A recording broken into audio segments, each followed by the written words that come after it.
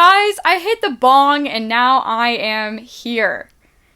That's how this episode's gonna go. I had to give myself some motivation and boost of energy. It's been a really long week, which is what I'm gonna talk about. I realized also I should start introducing myself at the beginning of the podcast. Hi, I'm Brinly Schreier. I'll be your host, and this is Brinly's Yapathon, where we talk about what I want to talk about. What I want to talk about tends to usually be extremely far left political commentary, and through like a girly pop lens, because I want to hear, I think we need a very intensely feminine woman's perspective on that sometimes. Sometimes we gotta let the femmes speak. So we're talking about politics, but we're also talking about art a lot, and writing, because I am an actress and a writer and a singer. So, yeah, I realized I should start introducing myself at the beginning of the podcast. So, we'll make that a consistent thing now. Talking about mental health and neurodiversity, because clearly it's giving autistic. And that's what it is. So, new things with the set, new things with me, rundown of what we're going to talk about this week. I decided also we're going to start doing motivation at the beginning and the end, because let's start on a good note and let's end on a good note, okay? Because I realize sometimes I've been doing a lot of bitching, and I'm going to try to be better about that. Anyways, so I'm going to be talking about going to the Halsey concert, because that was iconic, changed my life. And then we're going to be talking about, it was my 3-year anniversary, so just kind of some relationship tea, and more just like, I have a lot of people be like, because I'm about to be 23. I met I'll get into that, but I have a lot of people who ask me about my relationship and how I've been in such a serious relationship since I was actually really pretty young, and how, just what that looks like, so we're gonna talk about that. And, of course, there's some book talk drama that I want to get into. I've been thinking about maybe trying to do some longer segments also. I realized past ways that I formatted it was like 20 different segments, and I'm realizing maybe I'm doing the most, and I can actually just talk about, because I always am like, I have more I want to say. I'm just like, limit yourself, talk about, like, things more in depth, because we're having a conversation where I talk to myself. That's what we're doing. So maybe actually I want to converse on those things for a little bit longer. So that's kind of what the episode's going to look like today. Let's talk about what's changed. I have a sign. I painted that. I'm so happy with how it came out. Like, I kind of tried to make it look like the logo that I originally created, but then my boyfriend, he drew out those letters for me, and then I painted it all, and it kind of looks like the burn book from Mean Girls. And like, I spent like so long painting this the other day, and it was just, I had a lot of fun with it. Like, I've been talking about, like, I've been trying to do more hands-on crafts and stuff like that. Like, also, wait,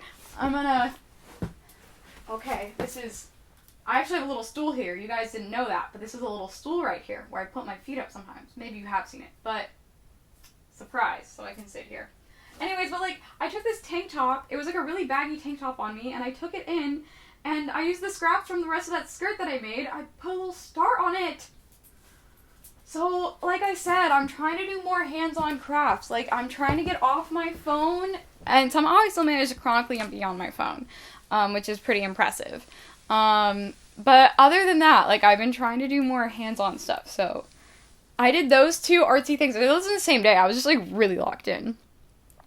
So I did those crafts, and then, what else? My hair is orange now. I really just blend into the couch. I always call this thing the couch, because fun fact, that this chair is actually, that's my boyfriend, for those of you who don't know. Reese and I, we ordered a couch when we first moved into this apartment, and the measurements were completely wrong. It was like, you had to build the couch, but this was supposed to be a part of the couch. Like, it was a connector piece to the couch. It was like a super long couch, and we were like, it literally didn't fit in our living room. We were like, what do we do? So we just took it out, we put it in the office, and now it's in here. So that's why I always call this thing the couch, because in the living room, this is the couch. So, but it's pretty nice in here. It makes the office pretty cozy. And it gives me like a nice, stable place to sit for the podcast. my podcasting chair, guys. So is that all? Oh, my hair is orange. God, my hair is orange now. I tried to do like a sunset, like ombre thing, and I combined like pink and then the orange, and I was trying to do like an ombre thing, and it just it's orange again. It's orange again. That's what the universe wanted. So I just got done with the time skip in One Piece, and so Nami's back full time, and it was like I changed my hair to pink like right before the time skip, and now the time skip's up, and then Nami's back and my hair was orange again. It happened like that. So that's my plea. I'm once again asking you to watch One Piece if you don't watch One Piece. Okay, let's move on to our first segment. Okay, let's start off with our new beginning segment, which for now I'm calling Good Political News. So, in good political news, a couple days ago, Donald Trump lost a lawsuit with Planned Parenthood that was, like, supposed to take money from Planned Parenthood. He lost that. Very exciting, which means not only are they going to have to return the funds that they withholded, but also something that's happening with the lawsuit, they're going to have to give them more money than Planned Parenthood would usually have. So that's really exciting. And that's all to say, too, I tried to research like an exact statistic for you, but I definitely think it's being suppressed because I've been following a lot of news of just like Trump, what it appears is truly losing more lawsuits than he's winning, which is incredible and super exciting. So I would really just point you all in the direction, like, if you need some hope, just like start looking into just look up lawsuit that Trump recently lost, and there's a lot of them that come up, and that's just really exciting and a really good reminder that, again, everything, as bleak as it seems, like, people are still fighting back, and people every single day, like, there are judges in courts who are sick of this, and there are people every single day who are doing their part to not even like restore what we lost, but to build something better than what we've ever had. And it's, again, as bleak as everything seems, like something like Trump losing his lawsuit to Planned Parenthood, and like Planned Parenthood now receiving more money when they get, eventually they're I don't know exactly how those wire transfers work, but they're supposed to have more money now than they even used to previously have. So that's the short and good political news, because I'm going to get into a thing at the very end about the importance of hope, and it's just, the psychic in me, as if you guys don't know, if you're just tuning into this episode, I would say, like, I've always been very psychic. I would in no means say, like, I'm a professional psychic, like, I'm very psychic, and the energy that I feel is, I do feel just like, almost like the way I can describe it to you guys is like a wave, like that's the energy, and right now the wave is at the point, like, right before it crashes down. That's just like the energy that I feel in the country right now, and I wonder if the rest of you will tap into that when I say that, like, we're at the swell, and it's like, we're here, and we're getting really close to doing this. That's the energy that I'm reading right now, and take that for what it is, but I do see, like, I'm just, again, like, I'm very good at, like, I'm a very good energy reader, so that's kind of what I'm doing right now, and the energy I'm describing and feeling and seeing how it's gonna play out. But, and there's going to be a lot of things that happen that, we're really gonna have to sit with, and things that are going to be really hard. Like, I'm not saying that we're not going to have more of those moments, because we definitely are, but I see it turning into something where, like, the wave, like, even though, yes, it is going to crash, we're going to ride it. Like, you're going to see people work together like we've never seen people work together before in our lifetimes, and I really do feel that coming to combat what's when the wave crashes. That's my little psychic reading on the country right now. If you want to, take that for a grain of salt, we'll see. But I feel like I tend to be right about these things. Like, it's like, I didn't predict COVID, but there was, like, back when back when, right before COVID happened, I was a junior in high school, and this is getting a little bit into the theater story I was telling you. So when I was in theater in high school, I left my theater program because my teacher was, like, horribly, horribly abusive. And it was, like, a long journey of me figuring out how to, like, stand up for myself and, like, a self-worth journey.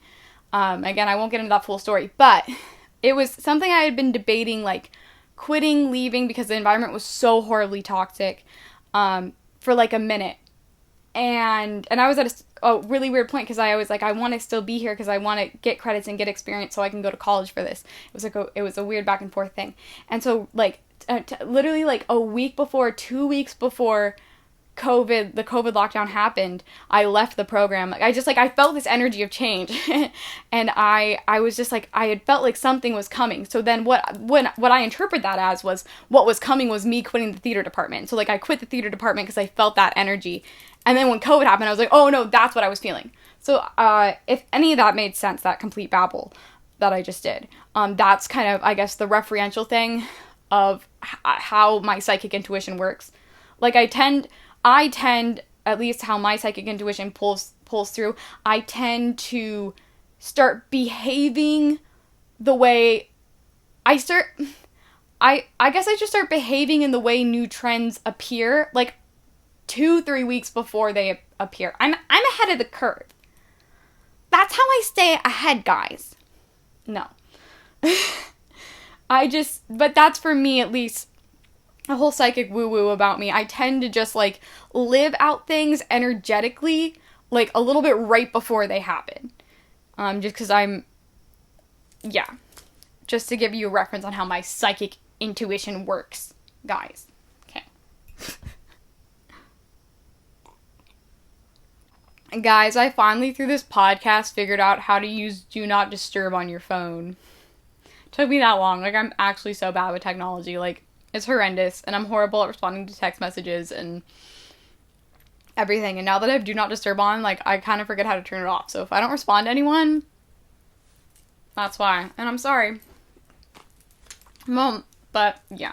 Anyways, this next subject that we're going to hit on is the Halsey concert that I went to, because it was so cool. So, if you're not keeping up with Halsey right now, basically Halsey is on an anniversary tour for her album Badlands, which came out a decade ago. And I got tickets, my boyfriend bought us tickets for Christmas. And I was so freaking excited. It was my 4th time seeing Halsey. And I was like, if I'm going to go, I'm going to get there. I did research on, like, when are people getting in line for this? And it literally was, like, the night before. 24 hours before. And I was like, oh, well, I certainly won't be doing that. But I was like, I can commit to, like, 12 hours before. I'll sit the full 12 hours. And I figured I want to do the whole experience and get as, like, middle school as possible. Because Badlands was an album that came out when I was in middle school. And I was just, like, it was like, it might have been one of the most nostalgic moments, like, of my life, like, going to this concert. Like, it was, like, the embodiment of, like, middle school nostalgia for me, in a way that was, like, truly, genuinely, like, healing. Like, it really changed my brain chemistry a little bit, and you'll see as I get into the story of, like, why that is, but it's truly a magical experience. I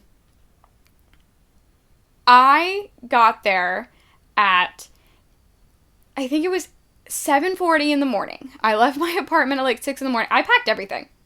I learned very quickly I was over-prepared. No one else in the line brought nearly the amount of stuff I brought.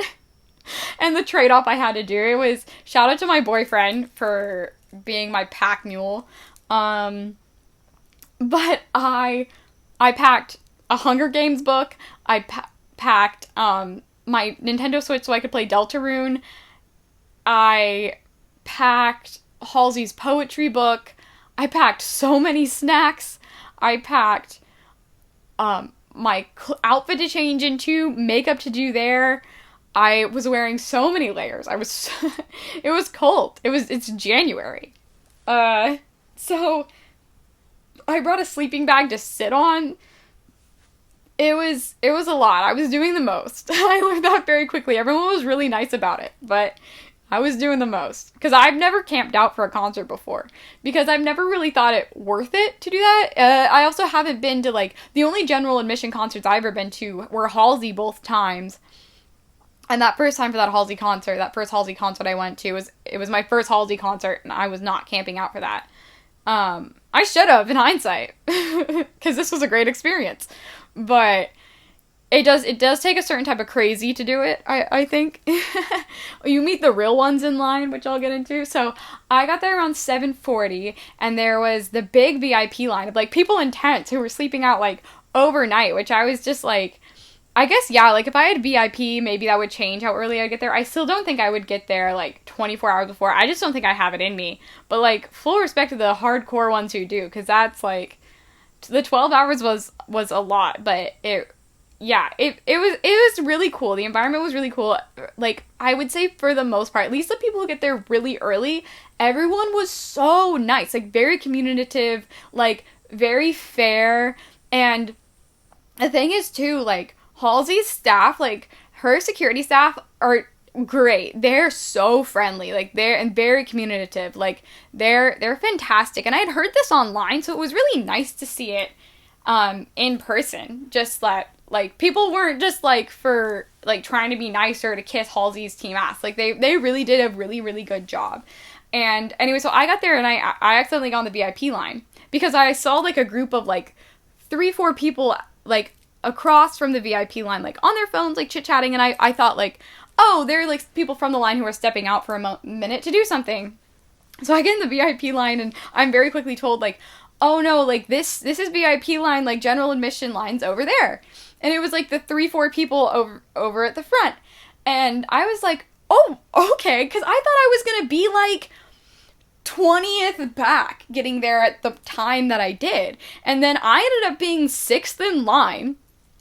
My boyfriend and I were 6 and 7. Oh my gosh. So I met all these wonderful people, and I got quotes from them asking about their experience, because I wanted them to also talk about, just because part of this experience was realizing just, like, it really just emphasizes how incredible of an artist Halsey is, which is what I was trying to describe last week, but now I can articulate it better after having this experience of just, like, Halsey fans are really people who care about this lyricism deeply, and are people who have been through some really hard shit, but at the end of the day are still, like, choosing to be really kind, and are very kind people in their hearts, which I think was such a beautiful experience, and, like, a testament to, like, also what Halsey has been through. And I felt like it was like, I'm not gonna get emotional, but it was beautiful. It was beautiful, and it was lovely, okay? It was one of the most precious experiences of my life. But, so I'm, like, I immediately hit the girl there was one girl kind of keeping us all organized, which I really appreciated, because I had no idea what was going on, and, like, they all had a million dumb questions. So they were all, like, veterans. They knew what the fuck was up.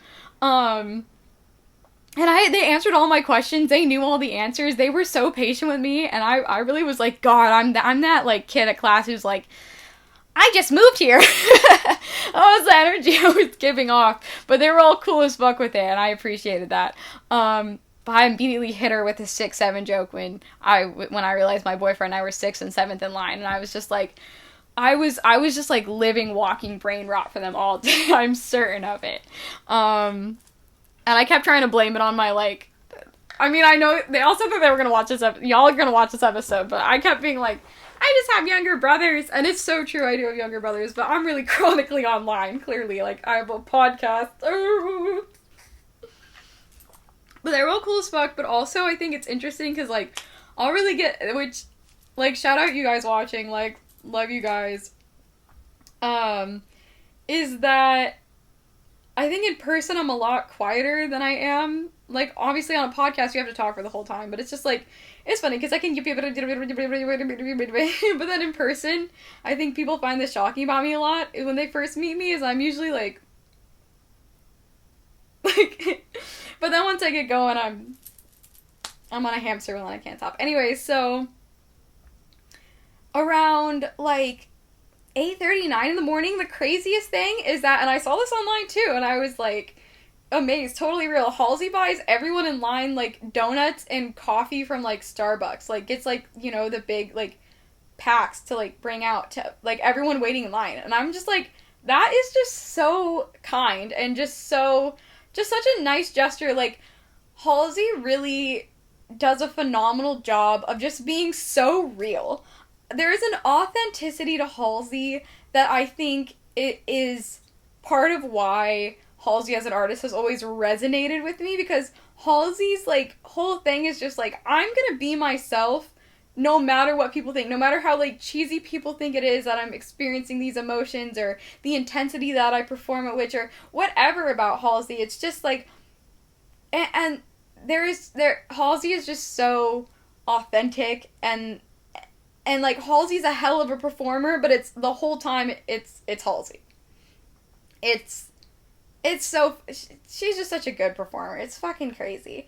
So yeah, we all hung out in line for like, it was literally like 12 hours, and everyone was so cool, and a couple of times like the security had to move where the line was and just like stuff like that, and anytime there was like a miscommunication, like we all talked about it, and it was like, and like we would hold our spots for each other when we went to the bathroom. And some people, like the lengths that a lot of people traveled here, like in the group of like 10 that I was in, it was me and one other person who were like I think the only ones who lived in New York City.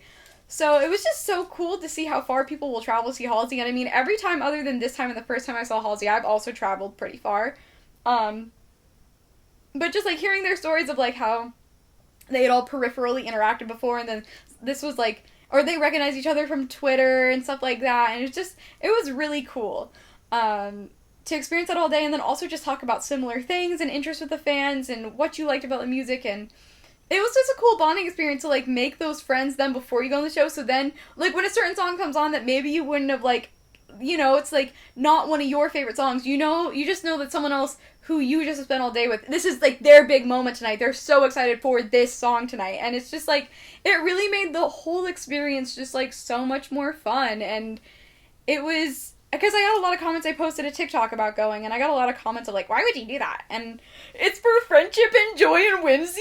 Like, look at how many bracelets I got. I got Control, Haunting, Castle, and then Castle again. Cause like, I'm just gonna love these bracelets forever. It's just so cool. And yeah, such a good time. And I actually, so everyone that I met, I'll give you their socials too, because if you guys want to follow them, and because they post a lot of Halsey content, better Halsey content than I'm posting, that's for sure. They're the real stans. Like, I love Halsey, but like they're incredible. Their dedication to her is so impressive to me. Like, they're so locked in. So I'll give you their socials as I read their quotes. I'm gonna go through. I asked them some questions. We have a Discord now, the people I met in line. Like, I'm telling you, like, real friendship, beautiful shit. It's what My Little Pony talks about all my life. Also, I'll get into those after I kind of get done talking about the whole concert experience. So that's coming momentarily. But yeah, so we waited all day and we toughed it out, and you know, it really wasn't that, even though it was cold, it really wasn't that bad. And it was not as cold as it could have been for January. I was very grateful. It was actually like 40 out, like 45, so really wasn't even that cold. But yeah, like I did my makeup in line, I changed in a Chipotle bathroom, and I had really good spots, really, even though like, cause VIP was in front of us, so really, really, really good spots. And the concert was so cool, like, just getting to see, and I'll go through that as like these questions, like I'll make more commentary on it, but just the visuals were fantastic. Halsey is just like, I love getting to see Halsey do, like, I guess I've only ever seen her do like hometown shows, but yeah, there's something about when she performs in like New York City she has a different energy than when I've seen her in Long Island and New Jersey. So yeah, it's just like, she's so freaking good. And it just, I liked. I mean, like I don't even know what to say. It was just like immediate tears when she came out on stage. Like she came out to Gasoline, I believe. Yeah. I'm having like concert memory blindness now because I'm just thinking about how emotional I was. Like, oh my gosh. And what's crazy for me, like my alignment here, which is like what really got me, is I listen to Badlands a lot while writing my book Andromeda because it's like set in like a wasteland desert environment, and it's just the character is 15, and so I was around that age when Badlands first dropped, so I was listening to that album all the time when I was around that age, and my main character, like, she's that age, so then I just associate those songs with being that age, and it just, like, so I know Badlands, like, it has really affected the environment of the book that I'm writing, because that's just how I contextualize that period of my life and, like, what being a 15-year-old's like. So, of course, when my characters are 15, that's how I use those songs to contextualize what they're thinking and doing. And it applies a lot more to them than it does to me. Like, my characters are going through it. Like, low on self-esteem, so you run on gasoline. Like, that's about Bruta Jolene. You see what I did there? Yeah. For my new viewers, Bruta Jolene is my main character in my book series, and she is, like, the coolest character ever. She's basically, like, if from Greek mythology, if Cassandra was a farm girl in the year 5018, and she became an assassin. That's the big question I'm asking in my first book. What if Cassandra from Greek mythology became an assassin in space in the year 5018? What if? That's kind of the type of stuff I'm dealing with. That's what's going on for her. So Gasoline really applies for her because she, like, begrudgingly becomes a female assassin. Like, she doesn't want to be one, but she becomes one. Anyways, so I've been listening to that album a lot, not even, like, in preparation for this concert, just because I'm finishing up my first book right now. So, to be already living in that mind, like, that place in my mind, and then to, like, see it in front of me, I was like, oh my gosh, and just seeing all those songs together in one night, like, you know, on the other concerts I'd been to for Halsey, it's like you get a couple of songs from that first album, but to, like, get all of them was so cool. It was, yeah, such a freaking good time, and it was so fun. And would I wait 12 hours in line again? Yes, I would. And I'd actually probably get there earlier now if, like, the homies are gonna pull up. I'm like, can't leave my homies out there alone. So next time Halsey's on tour, like, me and Squad will link. Talking about Squad, I asked them some questions, and I'm gonna read you their answers to it, just because I want to highlight how we all had such a different, we all had such different reasons, and also some similar reasons for why we connected to Halsey's music so deeply to be there so early. But we all also had very original experiences, and I just think it's a great way to show how Halsey really touches people in different ways. Or, like, how it's just, like, universally relatable, but touches us in, like, similar ways. That's what I'm trying to say. Yep. So, the first question I asked them was, why is it worth it to you to wait outside for so long? Because I got that question a lot on my TikTok when I made my post. Like, I had some haters in the chat there, and I called you out for being a silly goose. Don't do it again. That's your one warning. Okay, you have to be full of joy and love and whimsy. Anyways, so I asked, why is it worth it for you to wait outside for so long? So you can find this my friend under this user. I'll put it up here. Modern Day Gaia. And she said it was worth it because I knew I wanted to be as close as possible with general admission tickets. I knew that this tour, Halsey was getting intimate with the crowd, and it was so important to me to be as close as possible to be part of that moment. So, which I think is, like, exactly why I went that early too, because it was general admission, you know? If, like, you've never been to a general admission show, there's no seats. It's everyone just standing, and then you have to, like, you know, based on where you're at in line, is kind of how close you're gonna be from the show. And I guess, like, some people, yeah, like, you can push your way to the front, but it's just, like, I don't know, it seems like, I mean, maybe if you're alone, you're, like, one person, like, you can pull it off. But if you're, like, you're with a big fucking group, like, that's not gonna happen. So, yeah, I agree that just, like, doing the waiting in line, it just makes it more fun. And it, like, ensures you're gonna be close to the front. Like, nothing's gonna happen where, like, you can't see. So, that assurance was also important to me. So, I loved that response. And at the very end of the show, Halsey does, like, a crowd surfing moment. So, yeah, you want to be close to the front so you can be part of that moment, because that was crazy. I actually didn't know that was going to happen, because I tend to not research tours before it happens. Like, I like to be shocked. And I was shocked. Halsey was so close to me. It was unreal. So then this user, Nick's Revelation, said, "You get to meet so many amazing other fans, and it makes it so much more fun once you're inside when you all enjoy the concert together." Which is just, like, perfect. Exactly. Like, getting to know why other people enjoy it, it's, like, it's the opposite of gatekeeping. Like, I think people are finally starting to lean into, like, or I see a lot more people online, and I think some music fans are really good about this, like, the ones that I met are, and some aren't. Like, some people want to be really gatekeepy, but this is the opposite of gatekeeping. It's about leaning into the universality. Am I making up a word? The universal experience of enjoying music. Me when I make up words. Whoopsie. So, yeah. Yes. Then, my next word up here, I love their username, Mommy Issue Specialist.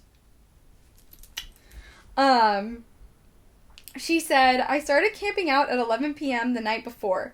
Halsey is the only artist I would do this for. She is my hero, and for so many reasons, being so close to the stage as possible is important to me, especially knowing that she was holding hands with the audience for my favorite songs." And that's the thing, too, like, it's, like, again, Halsey is an artist that, like, she's one of the only artists I would do this for, and I think it's a testament to, like, how dedicated her fans are that they get there that early, like, because Halsey will have that moment with you. Like, if you're in the right spot to have that moment, like, Halsey will have that moment with you, like, and Halsey even said, like, Halsey works a crowd, like, and Halsey really also will call out the crowd, like, with the normies who don't want to dance. Halsey's like, "You losers gotta dance, it's a concert." Like, she's there for the real ones, and if you're not a real one, she lets you know on stage that she's fucking annoyed by you, which is great. I love it. And Halsey also said during the show, like, "If you think we made eye contact tonight, like, yes, we did. Like, I'm making eye contact with as many of you as possible." And there was multiple times I was like, "Am I making eye contact with Halsey?" And I think I did. I think I did. And it's just, like, a testament to, again, being a great performer, to be able to have that moment of connection with your fans, and to be able to do that so consistently. Like, I think, again, as a psychic, I think you have to be able to maintain a lot of psychic energy. Like, you truly do have a connection to so many people. Like, you were bridging minds with people momentarily, and that is a huge psychic toll that, like, not everyone can handle. And so Halsey's a beast. Like, she's a witch. Like, I know it, because she's powerful as hell. And yeah, so I think that quote is another great reason of why I get there so early. Is, like, because Halsey, if you're fucking close enough, Halsey will have a moment with you. Like, she'll do it. It's fucking worth it to be that close to the front.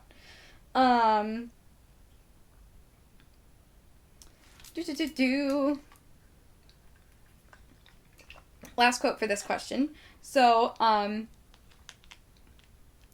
the user is I am Karen. It's, but it's I'm putting it up there. I don't have to spell it. And she said, I am a fan from Peru. I spent years watching her perform through screens, thinking about the small possibility that one day I could see her. But my reality always felt very far away. Because of all of that, waiting outside for an entire day didn't feel like too much.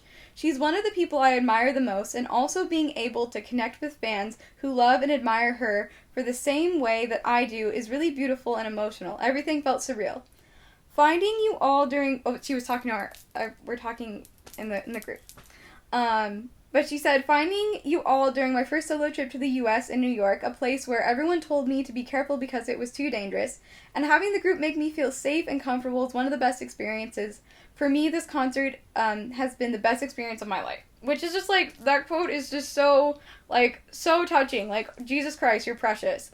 Like, and I'm so glad that, that just, like, to come from a different country to be seeing Halsey is just so badass. Just, like, again, like, a testament to, like, Halsey's a fucking real one. That, like, people really come, like, you know, like, from far and wide to see her. And that's where I get mad that people don't put respect on Halsey's name. Because Halsey's such a real one. And just, like, again, I think that quote is a great testament to just, like, there really is community, like, just, like, finding community who, you know, you can, if you know someone else understands songs like that so deeply, just, like, songs that are so important to you, like, of course you're gonna resonate with them, and it's just such a beautiful thing to really, like, meet a group of people and, like, have a foundation where you're like, I know I'm gonna resonate with you. And that is, sorry, as I'm burping, I'm so sorry. Ugh. But it's just, like, so nice to be around people who you can just resonate with on that level. Like, it's just so precious and beautiful.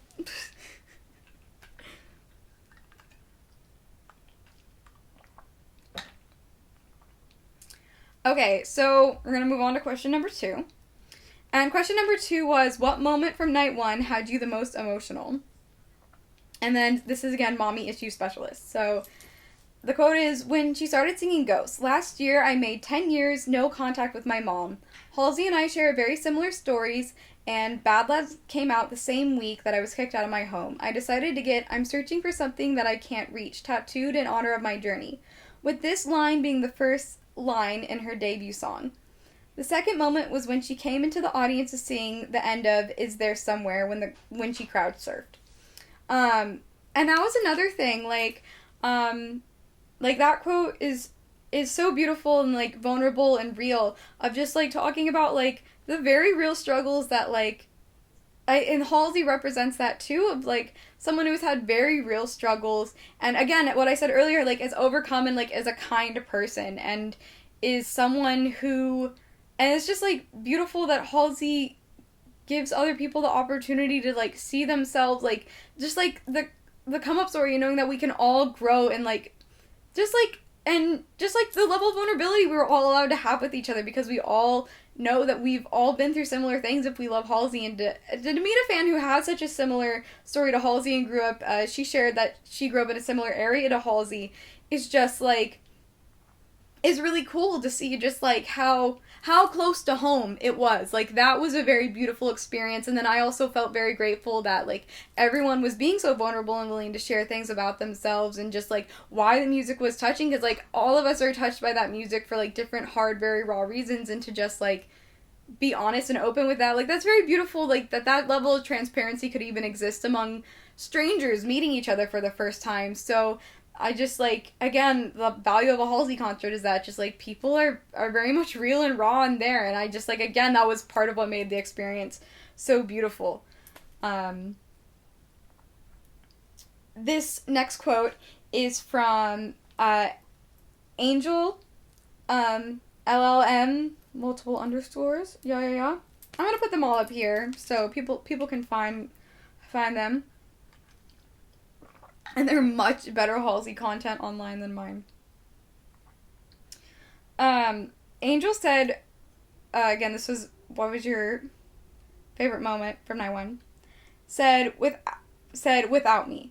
At the time that song came out, I was in a back and forth situationship with someone who continually used me and my kindness to their advantage.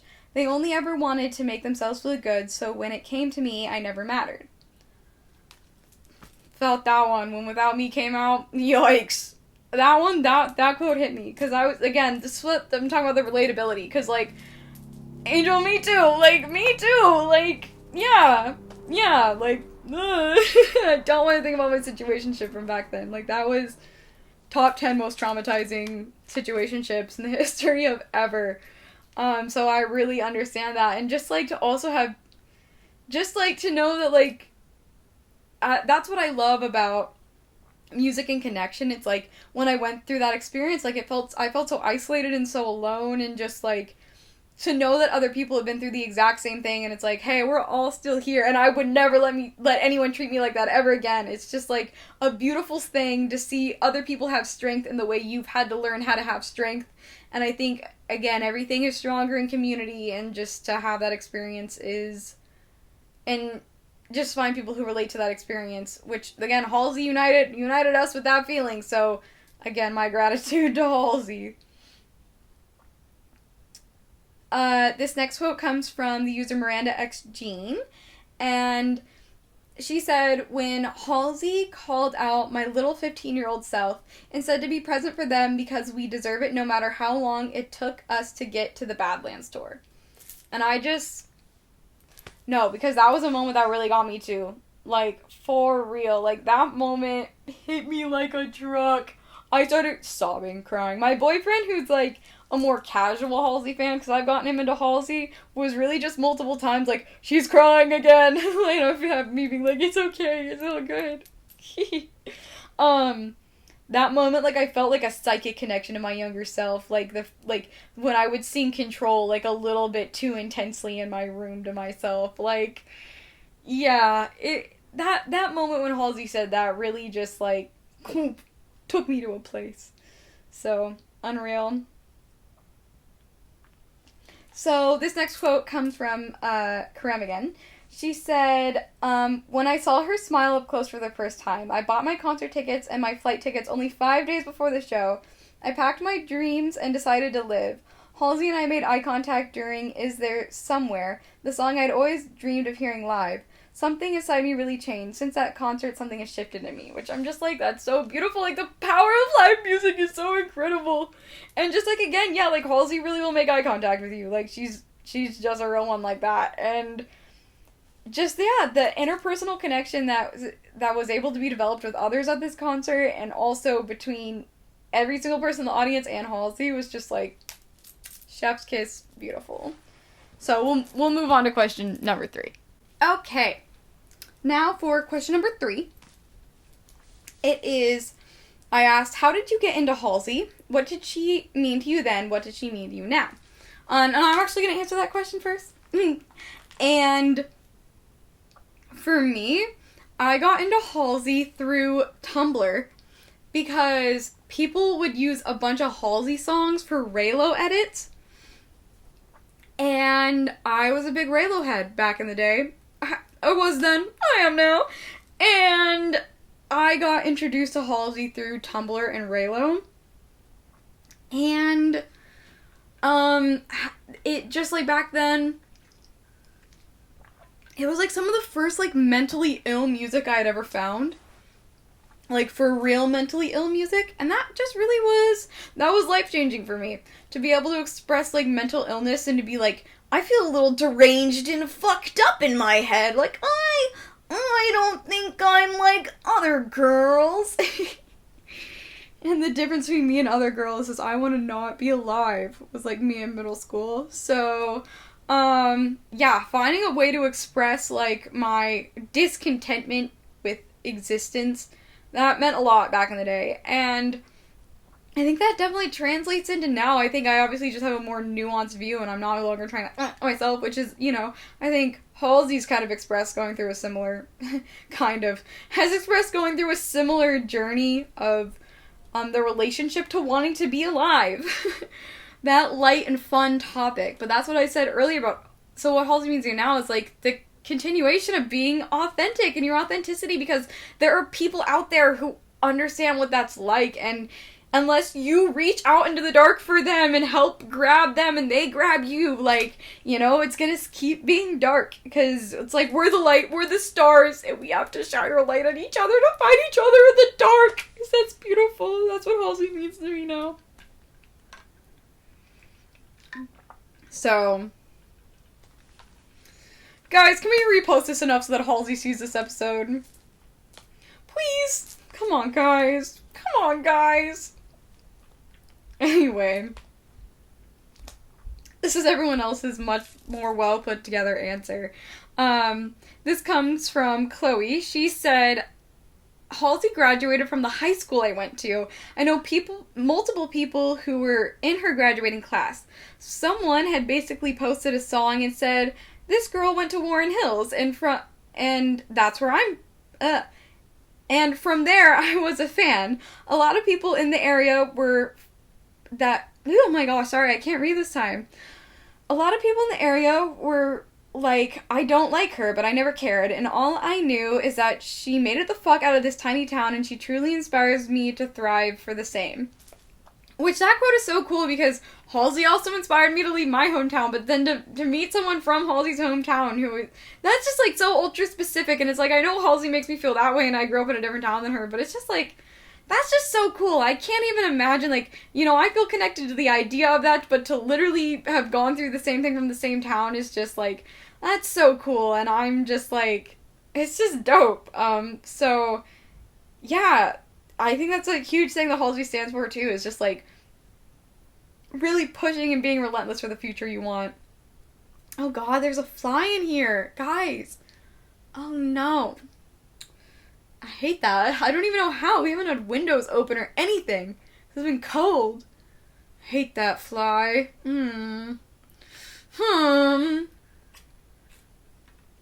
Okay, we're gonna not pay attention to him. We're not gonna let him have power over us. This next quote comes from Emily. She said, I knew a handful of songs off Badlands because of my sister, but my dad won tickets to a Halsey tour from a radio station and took me and it was my first ever concert, and it's been crazy to go from just enjoying the show to now being such a huge fan of her music and traveling to see her. Which is just like, can you even still win concert tickets from off the radio? Like, that's crazy. Ticketmaster would never allow that. No. Because that's just such like a back in the day thing. Makes me feel old. Back in my day, we used to be able to win concert tickets off the radio. It's like, we don't even listen to the radio anymore to do that. Like, but that's so cool. Of just like, you know, something coincidentally, like, I love that quote because it's like coincidentally, like, you're kind of thrown into something, introduced to something, and then all of a sudden it becomes like such a big thing in your life. It's just like, moments like that are so beautiful, and I love that. So next one comes from MJ, and MJ said, I found Halsey on good old Tumblr, of course, and I just fell in love with her writing. I saw someone whose words made me feel seen in so many different ways when I was going through hell, and they've stuck with me as I've gotten older and grown out of some things, but also grew into some things. Halsey's art is my Bible, honestly. There's always something more to discover, something more she needs to tell me about myself, and Badlands will always remind me of how far I've made it and how far I can reach. Like, do I need to say anything else? Like, exactly. I can't even add anything. That's exactly it. And then Angel said, my sister was blasting New Americana in 2015, and I was like, wait, this kind of eats. And from then on, I've been obsessed. She means the same to me as she means the same to me then as she did to me now. A beacon of hope that life gets better and shit is gonna happen, but you have to weather the storm to reap the benefits of all the bullshit you had to go through to get where you are today. Once again, no notes, 100%. That is exactly it. Like, I can't even add anything to those two quotes because I think that really, yeah, that's just it. Like, that's exactly what it means to be a Halsey fan. Like, beautiful. You guys are the best. Okay. So, what's your favorite song and why? My favorite song, Brinly. Now, it changes, it does change, because, like, it's really just, like, yeah, it really does change. It's hard, but I would say my three favorites, okay, I'm gonna try to pare it down. Love 929. Okay, that one really gets me. Then Easier Than Lying. Okay. And then Lonely as the Muse. Those ones really have a grip on my brain. They really have a grip on my brain. But also, I guess from Badlands, Control. If you would have asked me back in the day when Badlands came out, like, I would have said Control. I would have said Control for a long time. So, but there's so many. Like, it's actually unreal. Like, The Lighthouse is really up there. Like, If I Can't Have Love, I Want Power. One of the most, like, every single Halsey album has shaped me in ways that are not even expressible, and it's so hard to pick a favorite, but, like, those are, like, my top. Those are my top. Yeah. So, what is your favorite song and why? Emily said, has to be Experiment on Me. I just love the rock, almost metal sound, and I think her voice and stage presence suits it perfectly. Which, also, can we talk about Experiment on Me is just, like, I need the DCU to lock in and cast Halsey as Harley Quinn. Okay? I need the DCU to lock in. She's literally from New Jersey. She can slip right back in the accent. It's not a problem for her at all because she grew up with that accent. Okay? I need the DCU to lock in and cast Halsey as Harley Quinn. Do we understand? Okay? It needs to happen. It makes too much sense. Okay? And yeah, it needs to happen. But also, yeah, Halsey, like, having that metal, like, rock sound is really how I got, like, I just love the intensity of that sort of music, and Halsey's stage presence of just, like, commanding an audience is so impressive, and just really reading the room and responding to our energy is just incredible, and she goes fucking hard. It's insane.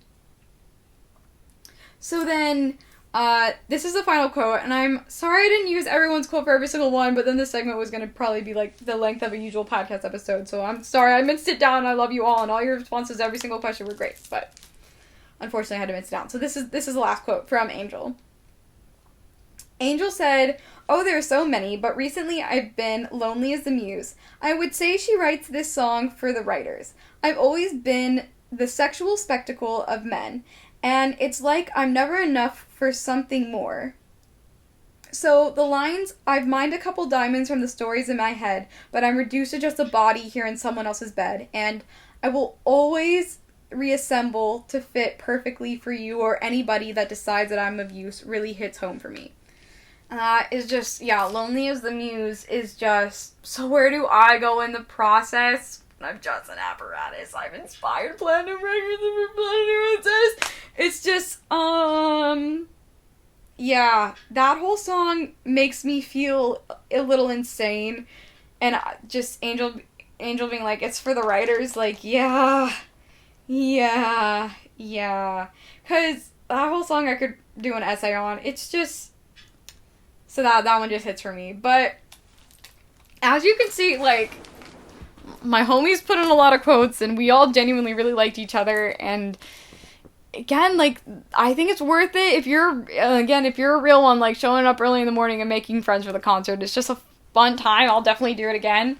And the Halsey community is just super fun to be a part of, and real, like, people don't hold back about their opinions. It's, you know, Halsey's a hardcore bitch, and I think you know, everything I talk about on this podcast, which why I like Halsey so much, and I encourage you, if you're a listener who doesn't listen to Halsey, to really dive in her discography, like, meet that level of anger with yourself, like, sit in those gritty, awful emotions, like, express them, you know, channel them, understand them, so that we can turn them into, like, actual real things that matter, and, you know, pushing forward and helping others. And it's just, like, I think Halsey is literally all about being a hardcore bitch with, like, a soft heart. And I think that's what we need right now, like, in society and life, of just, like, not taking our foot off the gas, doing what we have to do to try to make this world a place we want to live in, and, you know, not pulling punches to make that happen, but having a soft enough heart to continue to have compassion and make sure that we're doing everything for the right reasons. That's the Halsey segment. All of you guys rock, and I love being a Halsey fan, and it's just, it was such a cool experience. And if you ever have an opportunity to see Halsey in concert, do it somehow, some way. So yeah, that's the Halsey segment. Love you guys. Okay, and other exciting news, I had my 3-year anniversary, yes, and I have some new hardware on my hand. Okay, I know. When you look at it, you're like, oh, that's an engagement ring. I mean, is it technically an engagement ring? Like, the physical ring itself, do we buy it from an engagement ring store? Well, yes. Are we engaged? No. Because we just don't want to have a wedding anytime soon. My boyfriend and I have a really, I would say somehow simultaneously a very traditional and a very non-traditional relationship all at the exact same time. Our dynamic is, like a very traditional relationship in the sense of, like, some of the roles we take on in our relationship, but I do most of the cooking, and, he works a little harder than I do so that I have more time to do stuff like this. But, you know, we're always trying to expand upon those roles. Like, he's trying to learn to cook more, and then, you know, I'm doing this, so eventually have this hopefully pay me some money, so then, you know,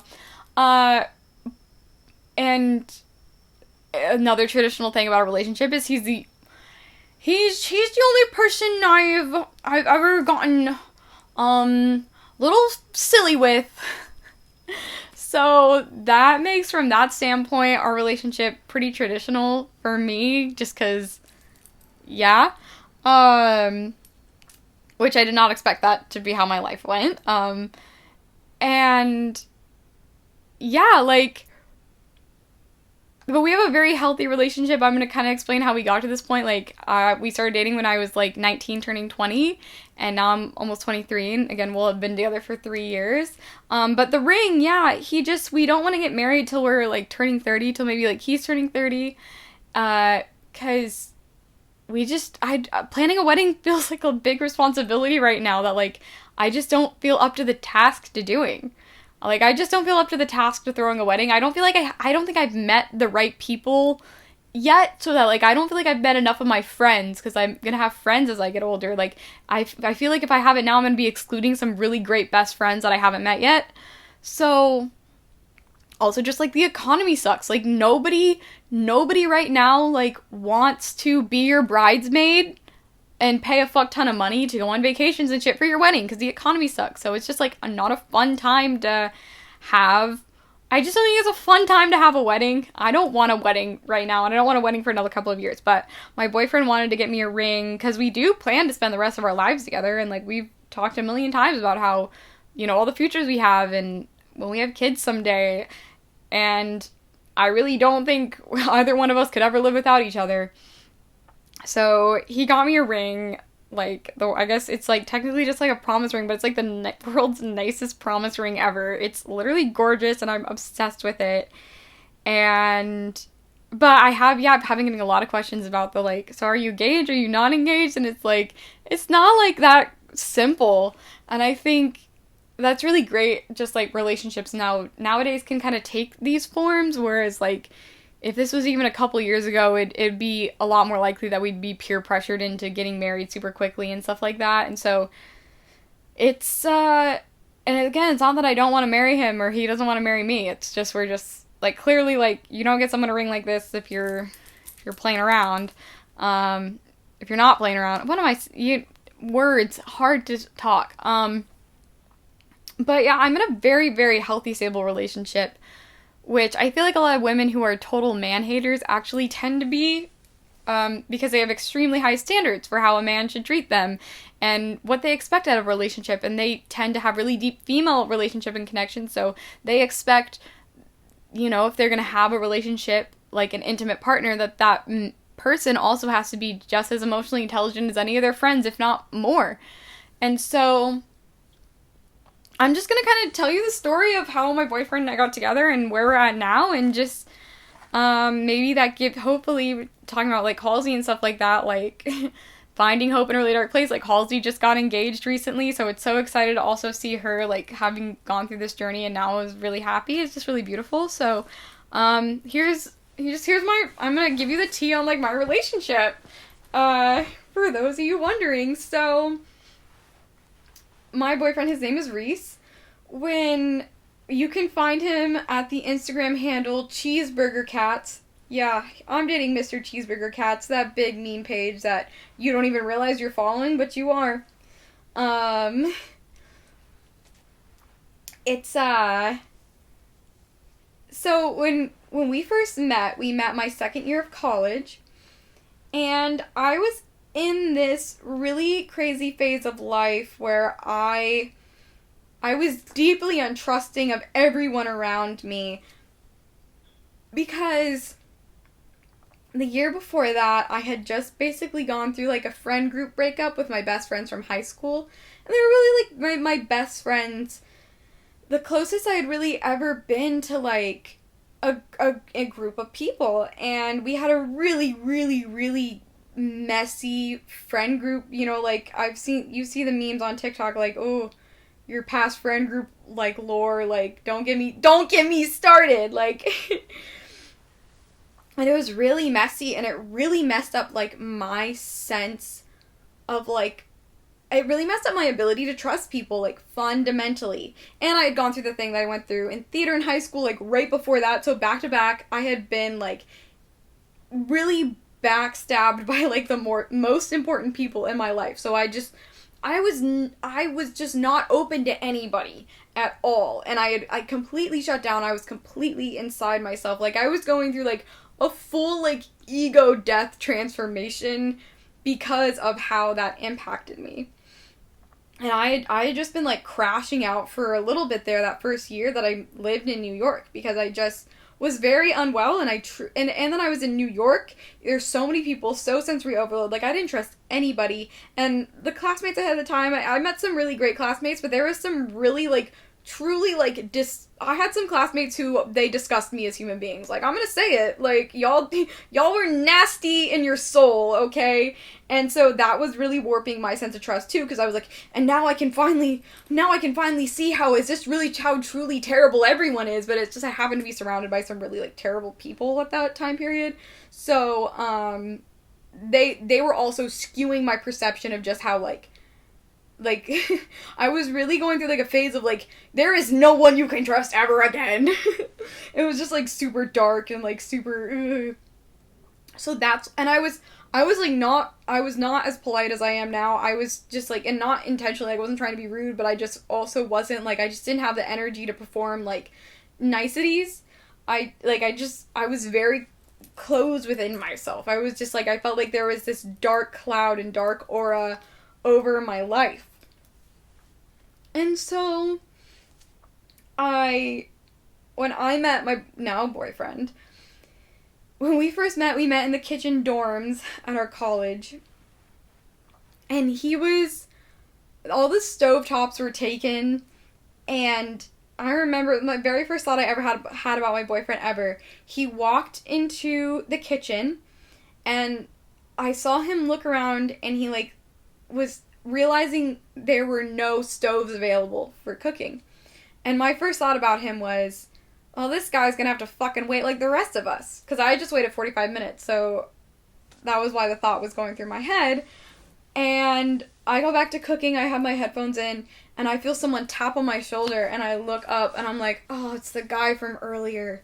And I have been super used to, like, getting hit on in the kitchen and stuff like that, because, a dorm is, like, they be prowling there.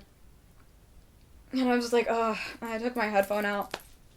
And I was like, what? Because he was saying something to me, and I was like, not. He was like, oh, I took my headphone. I was like, what? And he was like, are you gonna use this extra burner?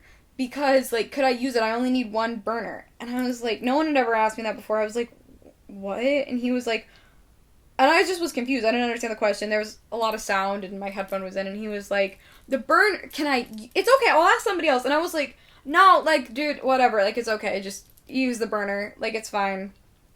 So I go and I put my headphone back in. I'm trying to cook because I've talked before how I love cooking, and that was my only, like, safe space and safe time to myself in college. It was the only, like, free time activity I had to do because I was so busy in college. And so I'm trying to cook, and then I can tell he's talking to me, but I have my headphone in. I take my headphone in out, and he's like, so what school do you go to? Because our dorm was a shared school program, so multiple different schools went to our dorming facility. And I was just like, oh, I go here, and I'm a theater student, and whatever. And he's telling me he was a biology student. And I remember looking at him after he told me he was a biology student. I looked at him, I was like, he's kind of like if Adam Driver was built to play Peter Parker. And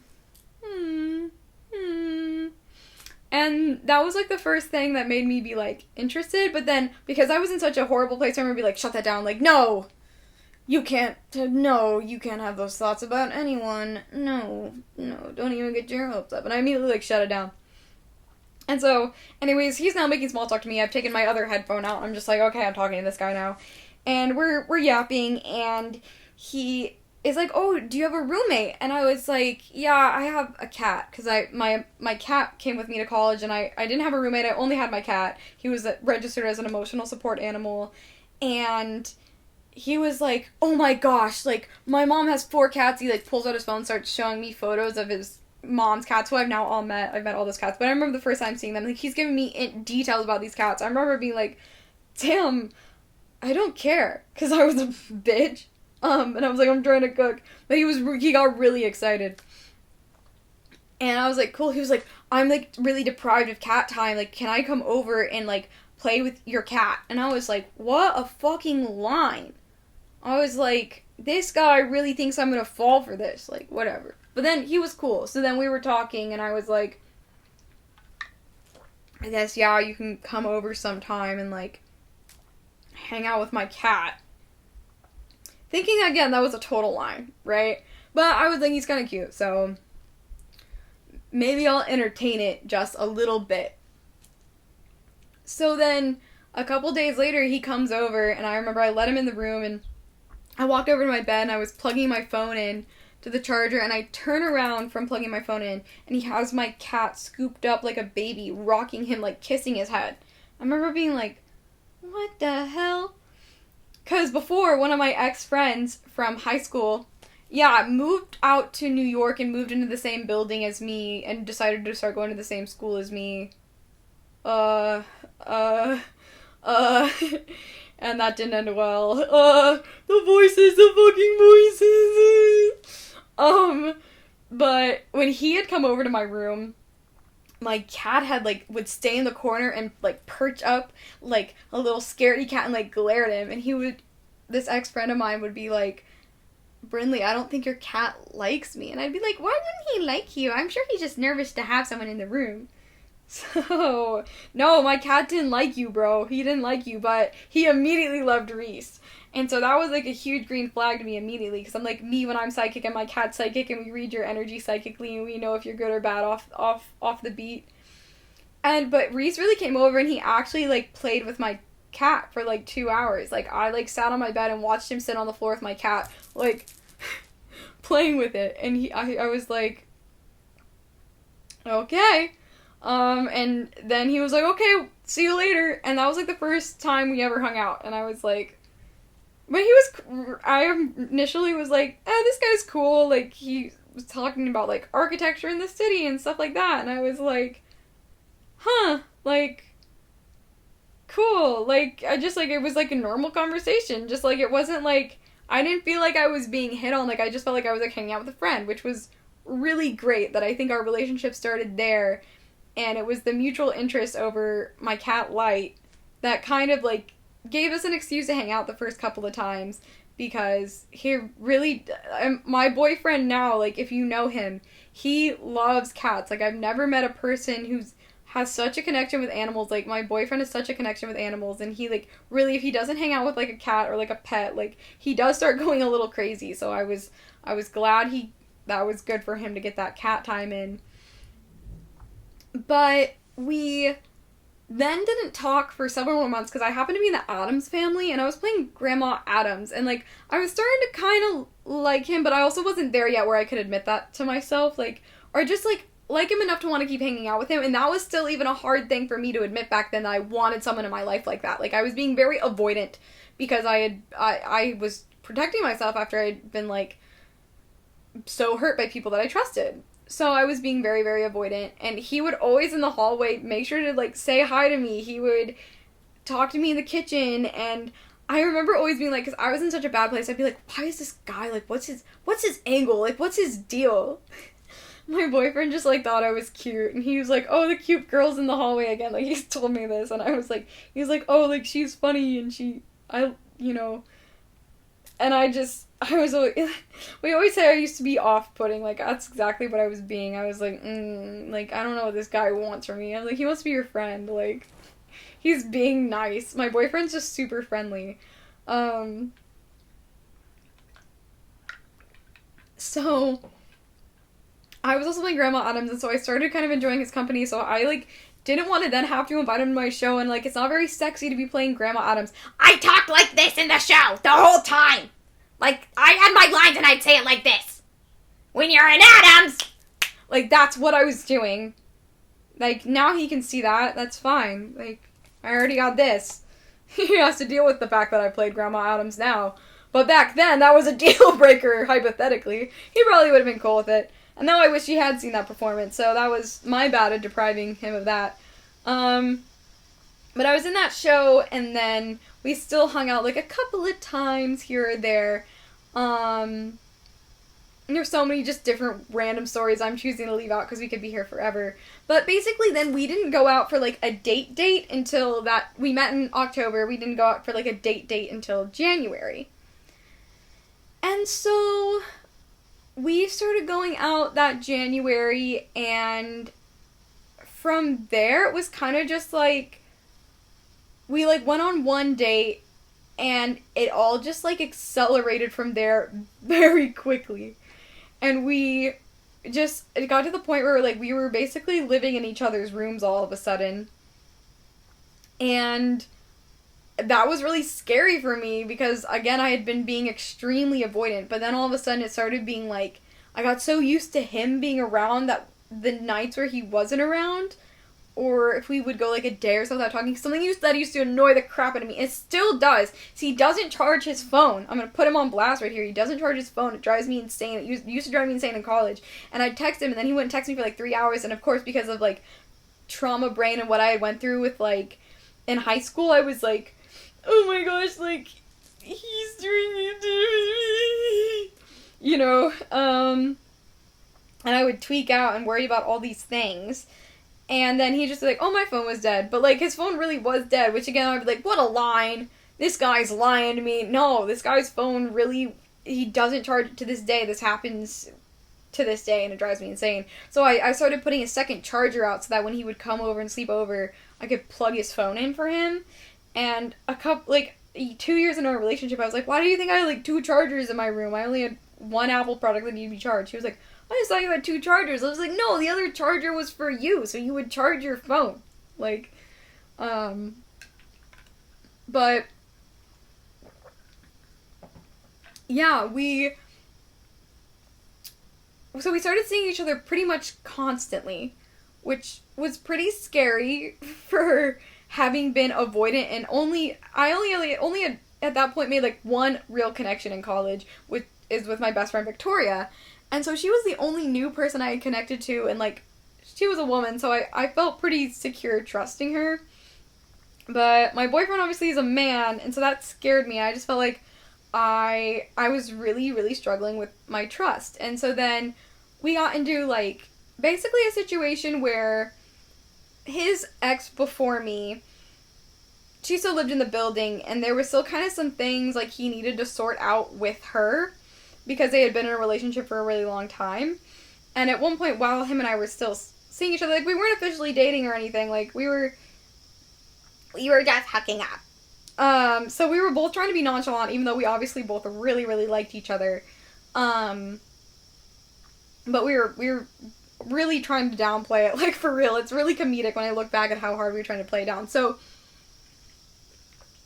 we had to take a break for a while because he needed to kind of go sort out this mess with his ex, which was it was just something he needed to do at the time for himself. And it was a good realization moment for me because I also was like, I knew at that time I needed space because of what I had been through in high school. I was like, I just emotionally know I can't handle you're having to deal with that, and I can't be part of your world while you're dealing with that. And that was a good moment for me, like, the self-worth journey I had been on, knowing I needed to remove myself from that. And that's what we both needed in that situation at the time, and we both gave each other our space, and, like, we kind of sat with ourselves and figured ourselves out. And then when he was done dealing with that, like, this was, again, like, I was just graduating college, and then he was also graduating college a month after I was.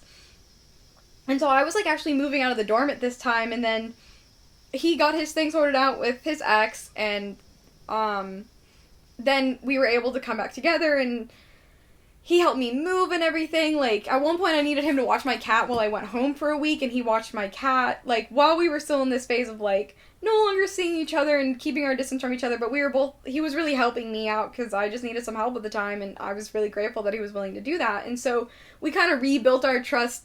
Not that, I guess, like, yeah, we had lost some trust over just that distance. Like, we built trust through that of, like, hey, you needed space, I needed space, and we both kind of figured out what we needed to figure out. And then, well, we started seeing each other again when he had a month left of school, and it then just became very obvious because we were getting very emotional about he was going to move back home to Kentucky. So that became a huge problem of, like, well, I'm going to live here. Like, I just got in my first apartment in New York, and then he was going to move home, and I was like, we were like, we had both, like, he had just gotten out of a really toxic relationship. I, like, a year and a half prior had just gotten out of, like, a really toxic friend group situation and, like, relationship as well. A relationship from that friend group that was super harmful to my psyche, you know, like, that was still taking effects on me, like, all the way to that point in time in my life. And so we were both being very avoidant until we, like, couldn't take it anymore, and we had to talk about it. And then we started to be like, do we want to try to do long distance? And we were just both very scared by that. And this is to all say, like, and, like, the healthiness of our relationship is, like, I think if you really want something to work out with somebody, and this is what I was learning very early on in that relationship with him, was, like, if it's truly meant to work out, like, you can give the other person space and they'll come back. And which was something I struggled with at the time a lot, but I look back now and I see that, like, if you're meant to be with somebody, like, giving someone space when they're like, hey, I need space, is always the right thing to do, because, like, if you're meant to be with that person, that space will not water down the relationship, it will strengthen it. And so, initially we weren't going to do long distance, but then when he got home, we were, like, texting each other every day, calling every day, falling asleep on FaceTime together, and it got to the point where I was like, well, we said we didn't want to do long distance, but, like, in practice, that's what we're doing. So either this has to stop, and we can't talk to each other at all, and we need to move on with our lives, because we're very hung up on each other right now, or we just have to commit to the long distance. And so then we chose to commit to the long distance. And that was so hard. Like, doing long distance for 2 years was one of the hardest things of my whole life. And then another thing that happened while we were doing long distance is he went to Nepal for 3 months on an internship. And so then also having your partner, on top of that, the person who was in charge of his internship was his ex-girlfriend. So that went into a lot of trust. We had to have some conversations about that too. And so not only were we already doing long distance, and him and I both had trust issues, so we were mending those.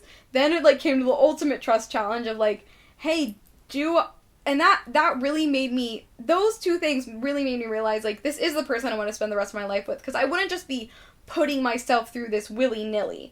Like, the hardness of, like, being away from your partner for so long, and then also having to do such an intense trust exercise. Like, that sort of trust exercise of, like, him going to Nepal really shows me, like, I'm like, well, I never have to, like, worry about being 30 and, like, my husband cheating on me, because, like, if he didn't have that impulse control, like, I would have found out by now, and I trusted him through that whole process, and it was just, and I would have people be like, how are you okay with doing this extreme of a long distance under these circumstances? And it was just like, well, like, if you can't trust your partner to literally be in a foreign country where your day and nights are flipped with their ex and to not cheat on you, then you shouldn't be with that person. And I never for a minute thought he would cheat on me. And, like, I mean, I guarantee, like, if this episode blows up at some point somehow, someone in the comments will be like, maybe he didn't, you don't know. No, he didn't. No, he didn't, because I'm psychic. I would know. I'd be able to read his energy. Like, if people can't lie to me, like, energetically, I know when people are lying. So, it was just, like, yeah, like, that was, and he had that internship planned out, like, a year before him and I even met, so I didn't want him to not go on that trip. It was a really cool opportunity. He got to see, like, a bunch of big cats, which is what he loves more than anything, so at the end of the day, I'm happy he got to go, because it was a really cool experience for him. But it was really hard. It was really, really, really hard, especially just not getting to talk to each other, and that was such a transformative experience of, again, and I knew once we finally moved in together, like, once we got to that point in our relationship, I'd be like, it would feel so good to finally live with each other, and there would never be a day where we take it for granted, and we really don't now that we finally live with each other, but that extreme long distance was just so difficult for us, and we ended up actually moving in together like 4 or 5 months before we initially planned to, because we just couldn't take it anymore, and we cut our long distance short. It's supposed to be 2.5 years, and we pretty much only did 2. So, yeah, then last year he moved in with me, and me and my roommate at the time, her boyfriend, then we all moved in together just to make living in New York livable. And, like, last year, the first year we lived together, he had this job that he really hated, and, you know, that was another thing we had to work through of, like, wow, like, we worked so hard to live together and, like, be able to experience this joy of being together, but then, like, our work was getting in the way of, like, the time we wanted to spend with each other, so we learned to reprioritize and focus on our mental health, and again, just always being so patient with each other. And like, now we're at 3 years in our relationship, which is just, like, so mind-blowing to me that, like, him and I have been together for so long, and it feels like it went by so fast, but also just, like, I've savored every single moment, and I'm, like, if you would have told me, because I always thought I'd be someone who'd meet my partner much, much, much later in life, so if you had told me at, like, 17 that, like, I would meet my husband at 19, like, I just would not have believed you. And so it just comes to show you, like, sometimes when you're in that place in life where you're not open, you are gonna find your person who both of you are gonna crack each other open and, like, help your true self, like, come to the surface. And that's it's just, like, you have to be willing and open to have a successful relationship. I think why a lot of young relationships fail is, like, people are not willing to be transformative for someone else and to make your life revolve around someone else in a healthy way and not in, like, a codependent way, which is something him and I have struggled on being codependent, because we went from being avoidant to, like, when you're avoidant and then you're in a healthy relationship, you want to be together all the time because you're, like, feels like you're trying to make up for lost time for, like, all the time you felt alone and everything you struggled with. So there's a while where you struggle with codependence, but then you kind of get to a point where, you know, as you grow and evolve, you can have healthier distance and realize you do need to not be up each other's ass every 5 seconds. And we managed to be codependent during long distance. Like, it was insane. But, yeah, the thing that, for me, that I've learned in these past years of how to make a relationship work is to continue being willing to work on yourself, like, so that you can be a healthier version, so, like, for the person you love, so that, like, they don't, almost, like, you're taking a burden off yourself by being better for yourself, but also, like, not that you're burdening your partner, but, you know, just being a more free version of yourself frees both of you, and it's like, for me, I feel like sometimes I need the motivation of, like, I do want to be better for him, and that's something that is more helpful to me than, like, even just self-motivation. And our focus on each other and wanting each other to be the best versions of ourselves and always wanting to provide the most that we can for each other, it just always is pushing us to be the best versions of ourselves. And so it's just about, like, complete openness and being really honest when you have ugly emotions too. Like, I mean, him and I have been through a lot of bullshit together, and it's just every time the reason we've been able to make it work is being, like, not holding back. Like, this is honestly how I feel about the situation, even if this truth is gross and messy. Like, we have to look at it together, and if, like, we can't move past this thing, then we shouldn't. And we've never gotten to that point. And we know each other so well that I think it would be really hard for us at this point to run into anything that would be a deal breaker. Like, once you get to that certain level of openness, I find that, like, it's just, like, you know, and if you know someone so well and you know you can trust them so deeply, it just takes any of that old anxiety away that, like, someone might betray you, which is just so incredible. And it's, yeah, I love my boyfriend. I don't know what to tell you. It's just been so beautiful and transformative to have gone through this experience with him, and I truly wish, like, hope everyone finds their person like this, because it has been truly, like, the best thing that's ever happened to me. And I, you know, sometimes I think, like,